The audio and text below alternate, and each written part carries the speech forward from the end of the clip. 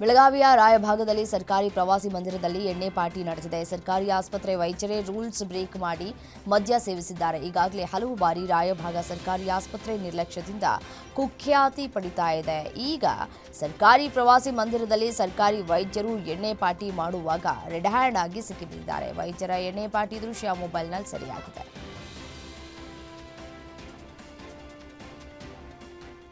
ಖಾಸಗಿ ಕಾರ್ಯಕ್ರಮಕ್ಕೆ ಹೋಗೋದಕ್ಕೆ ಚಳ್ಳಕೆರೆ ತಹಶೀಲ್ದಾರ್ ಸರ್ಕಾರಿ ವಾಹನ ದುರ್ಬಳಕೆ ಮಾಡಿಕೊಂಡ ಆರೋಪ ಕೇಳಿಬಂದಿದೆ. ಈ ಹಿನ್ನೆಲೆ ಕೆಆರ್ಎಸ್ ಪಾರ್ಟಿ ಕಾರ್ಯಕರ್ತರು ಚಾಲಕನಿಗೆ ಲೆಫ್ಟ್ ರೈಟ್ ತೆಗೆದುಕೊಂಡಿದ್ದಾರೆ. ಖಾಸಗಿ ಮದುವೆಗೆ ಹೋಗೋದಕ್ಕೆ ಕಾರು ಬಳಕೆ ಮಾಡಿಕೊಂಡ ಹಿನ್ನೆಲೆಯಲ್ಲಿ ಕೆಆರ್ಎಸ್ ಪಾರ್ಟಿ ಕಾರ್ಯಕರ್ತರು ವಿಡಿಯೋ ಮಾಡಿ ಆಕ್ರೋಶವನ್ನು ವ್ಯಕ್ತಪಡಿಸಿದ್ದಾರೆ. ಸದ್ಯ ಸೋಷಿಯಲ್ ಮೀಡಿಯಾದಲ್ಲಿ ವಿಡಿಯೋ ವೈರಲ್ ಆಗಿದ್ದು ಚಾಲಕನ ನಡೆಗೆ ಸಾರ್ವಜನಿಕರು ಆಕ್ರೋಶವನ್ನು ವ್ಯಕ್ತಪಡಿಸಿದ್ದಾರೆ.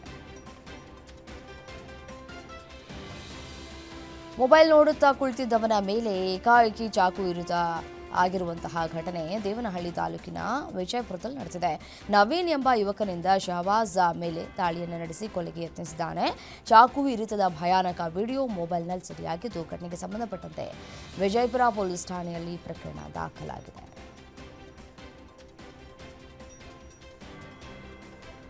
ಮನೆಯಲ್ಲಿ ಇದ್ದಂತಹ ಗೃಹಿಣಿ ಮೇಲೆ ದುಷ್ಕರ್ಮಿಗಳು ಮಾರಕಾಸ್ತ್ರದಿಂದ ದಾಳಿ ನಡೆಸಿ ಭೀಕರವಾಗಿ ಹತ್ಯೆ ಮಾಡಿದ ಆಘಾತಕಾರಿ ಘಟನೆ ಬೆಂಗಳೂರಿನ ಹೊಂಗಸಂದ್ರದಲ್ಲಿ ನಡೆದಿದೆ.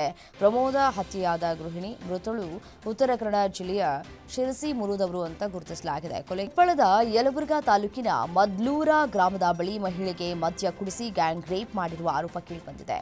ಹೊಸಪೇಟೆ ಮೂಲದ 39 ವರ್ಷದ ಮಹಿಳೆಯ ಮೇಲೆ ಸಾಮೂಹಿಕ ಅತ್ಯಾಚಾರ ನಡೆದಿದೆ ಎನ್ನಲಾಗಿದೆ. ಅಸ್ವಸ್ಥಗೊಂಡ ಮಹಿಳೆಯನ್ನ ಕೊಪ್ಪಳ ಜಿಲ್ಲಾಸ್ಪತ್ರೆಗೆ ದಾಖಲಿಸಿ ಚಿಕಿತ್ಸೆ ನೀಡಲಾಗ್ತಾ ಇದೆ. ಸ್ಥಳಕ್ಕೆ ಕೊಪ್ಪಳ ಡಿವೈಎಸ್ಪಿ ಮುತ್ತಣ್ಣ ಸವರಗೋಳ ಭೇಟಿ ನೀಡಿ ಪರಿಶೀಲನೆ ನಡೆಸಿದ್ದಾರೆ.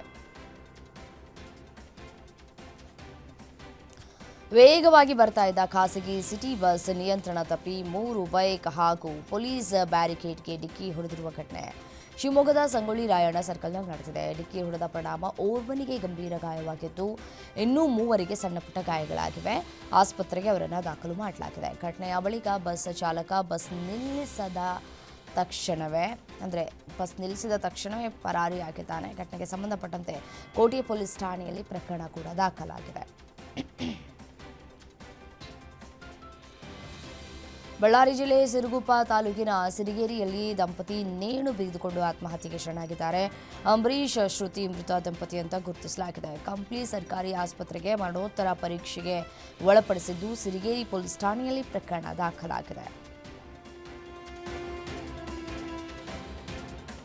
ಅಂತ ಗುರುತಿಸಲಾಗಿದೆ. ಕೆವಿಜಿ ಬ್ಯಾಂಕ್ನಲ್ಲಿ 2 ಲಕ್ಷ ಸಾಲ ಮಾಡಿದ್ದು 2 ಎಕರೆ ಜಮೀನಿನಲ್ಲಿ ಬೆಳೆ ಬಾರದ ಹಿನ್ನೆಲೆ ಮನನೊಂದಿದ ರೈತ ಆತ್ಮಹತ್ಯೆಯನ್ನು ಮಾಡಿಕೊಂಡಿದ್ದಾನೆ ಅಂತ ಹೇಳಲಾಗ್ತಾ ಇದೆ.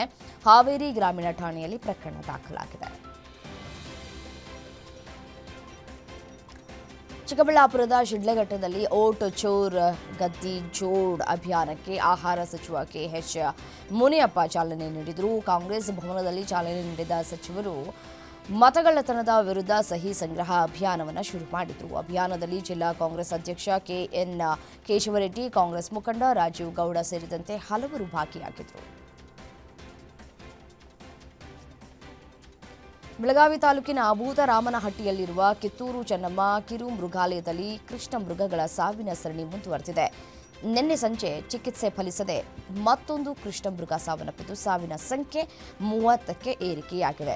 ಮೃಗಾಲಯದ ನಿರ್ವಹಣೆ ಹಾಗೂ ಕೃಷ್ಣ ಮೃಗಗಳ ಸಾವಿಗೆ ಕಾರಣಗಳ ಬಗ್ಗೆ ತೀವ್ರ ಆತಂಕ ವ್ಯಕ್ತವಾಗಿದೆ. ಬ್ಯಾಕ್ಟೀರಿಯಾ ಇನ್ಫೆಕ್ಷನ್ನಿಂದಲೇ ಕೃಷ್ಣ ಮೃಗಗಳು ಮೃತಪಟ್ಟಿರುವ ಶಂಕೆ ವ್ಯಕ್ತವಾಗ್ತಾ ಇದೆ. 15 ಅಡಿ ಆಳದ ಗುಂಡಿಯಲ್ಲಿ ಬಿದ್ದಿದ್ದ ಕರುವನ್ನ ಅಗ್ನಿಶಾಮಕ ಸಿಬ್ಬಂದಿ ಯಶಸ್ವಿಯಾಗಿ ರಕ್ಷಣೆ ಮಾಡಿದ್ದಾರೆ. ಬೀದರ್ ಜಿಲ್ಲೆಯ ಚಿಟಗುಪ್ಪ ಪಟ್ಟಣದ ಸರ್ಕಾರಿ ಶಾಲಾ ಆವರಣದಲ್ಲಿ ಗುಂಡಿಯಲ್ಲಿ ಕರುವೊಂದು ಆಯ ತಪ್ಪಿ ಬಿದ್ದಿತ್ತು. ಸ್ಥಳೀಯರ ಮಾಹಿತಿ ಮೇರೆಗೆ ಸ್ಥಳಕ್ಕೆ ಆಗಮಿಸಿದಂತಹ ಪೊಲೀಸರು ಹಾಗೂ ಅಗ್ನಿಶಾಮಕ ಸಿಬ್ಬಂದಿ 15 ಅಡಿ ಆಳದ ಗುಂಡಿಗೆ ಇಳಿದು ಹಗ್ಗದ ಮೂಲಕ ಕರುವನ್ನ ಮೇಲೆ ಎತ್ತಿದ್ದಾರೆ. ಕರುವಿಗೆ ಪಶು ವೈದ್ಯರಿಂದ ಚಿಕಿತ್ಸೆಯನ್ನು ನೀಡಲಾಗಿದೆ. ಅಗ್ನಿಶಾಮಕ ಸಿಬ್ಬಂದಿ ಕಾರ್ಯಕ್ಕೆ ಸ್ಥಳೀಯರು ಪ್ರಶಂಸೆಯನ್ನ ವ್ಯಕ್ತಪಡಿಸಿದ್ದಾರೆ. ಬೆಂಗಳೂರಿನ ಬಹುನಿರೀಕ್ಷಿತ ಇತಿಹಾಸ ಪ್ರಸಿದ್ಧ ಬಸವನಗುಡಿಯ ಕಡಲೆಕಾಯಿ ಪರಿಷೆಗೆ ಕ್ಷಣಗಣನೆ ಆರಂಭವಾಗಿದೆ. ಇಂದಿನಿಂದ ಅಧಿಕೃತವಾಗಿ ಶುಭಾರಂಭ ಪಡೆಯಲಿಕ್ಕಿದೆ. ಈ ಬಾರಿಯ ಕಡಲೆಕಾಯಿ ಪರಿಷೆಗೆ ವಿಶೇಷ ಏನಪ್ಪಾ ಅಂತಂದ್ರೆ 21 ಬಸವಣ್ಣಗಳನ್ನ ಕರೆಸಿ ಅವುಗಳಿಗೆ ಮೇವು ಹಾಕುವ ಜೊತೆಗೆ ತುಲಾಭಾರ ಮಾಡುವ ಮೂಲಕ ಚಾಲನೆ ನೀಡೋದಕ್ಕೆ ಸಿದ್ಧತೆ ನಡೀತಾ ಇದೆ. ನಿನ್ನೆಯಿಂದಲೇ ಬಸವನಗುಡಿಯ ರಸ್ತೆಗಳಲ್ಲಿ ಕಡಲೆಕಾಯಿ ಘಮ ಜೋರಾಗಿದೆ. ಅಭೂತಪೂರ್ವ ಗೆಲುವು ಸಾಧಿಸುವ ಮೂಲಕ ಎನ್ಡಿಎ ಮೈತ್ರಿಕೂಟ ಮತ್ತೆ ಬಿಹಾರದ ಗದ್ದುಗೆ ಹಿಡಿದು ಅಧಿಕಾರವನ್ನು ನಡೆಸಲಿದೆ. ಸದ್ಯ ಬಿಹಾರದಲ್ಲಿ ಸರ್ಕಾರ ರಚನೆ ಕಸರತ್ತು ಆರಂಭವಾಗಿದೆ. ಜೆಡಿಯು ಪಕ್ಷದ ನಾಯಕ ನಿತೀಶ್ ಕುಮಾರ್ ಬಿಹಾರದ ಸಿಎಂ ಆಗಿ ಮುಂದುವರಿಯಲಿದ್ದಾರೆ ಅಂತ ಹೇಳಲಾಗ್ತಾ ಇದೆ. ಬಿಹಾರ ಚುನಾವಣೆಯಲ್ಲಿ ಬಿಜೆಪಿ ಪಕ್ಷ ಹೆಚ್ಚು ಸ್ಥಾನಗಳನ್ನು ಗೆಲ್ಲುವ ಮೂಲಕ ಅತಿದೊಡ್ಡ ಪಕ್ಷವಾಗಿ ಹೊರಹೊಮ್ಮಿದೆ. ಆದರೆ ಜೆಡಿಯುಗೆ ಸಿಎಂ ಸ್ಥಾನ ಬಿಟ್ಟುಕೊಟ್ಟು ಸುಭದ್ರ ಸರ್ಕಾರವನ್ನು ರಚಿಸೋದಕ್ಕೆ ಮುಂದಾಗಿದೆ.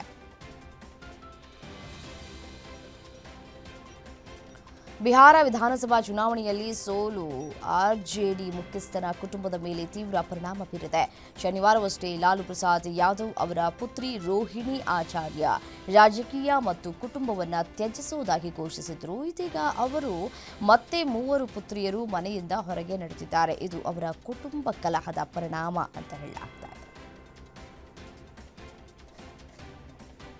ಬಿಹಾರ ವಿಧಾನಸಭಾ ಚುನಾವಣೆಯಲ್ಲಿ ಆರ್ಜೆಡಿ ಹೀನಾಯ ಸೋಲು ಅನುಭವಿಸಿದ ಬಳಿಕ ಪಕ್ಷದ ಮುಖ್ಯಸ್ಥ ಲಾಲು ಪ್ರಸಾದ್ ಯಾದವ್ ಪುತ್ರಿ ರೋಹಿಣಿ ಆಚಾರ್ಯ ಕುಟುಂಬ ರಾಜಕೀಯ ಎರಡನ್ನೂ ತೊರೆದಿದ್ರು. ಈ ಕುರಿತು ಮೊದಲ ಪ್ರತಿಕ್ರಿಯೆ ನೀಡಿರುವಂತಹ ರೋಹಿಣಿ, ನನಗೆ ಕುಟುಂಬವಿಲ್ಲ, ಅವರು ಚುನಾವಣಾ ಸೋಲಿನ ಹೊಣೆ ಹೊತ್ಕೊಳ್ಳುವುದಕ್ಕೆ ತಯಾರಿಲ್ಲ, ನಾನು ಪ್ರಶ್ನಿಸಿದ್ದಕ್ಕೆ ನನ್ನನ್ನು ಹೊರಹಾಕಿದ್ದಾರೆ ಅಂತ ಹೇಳಿದರು.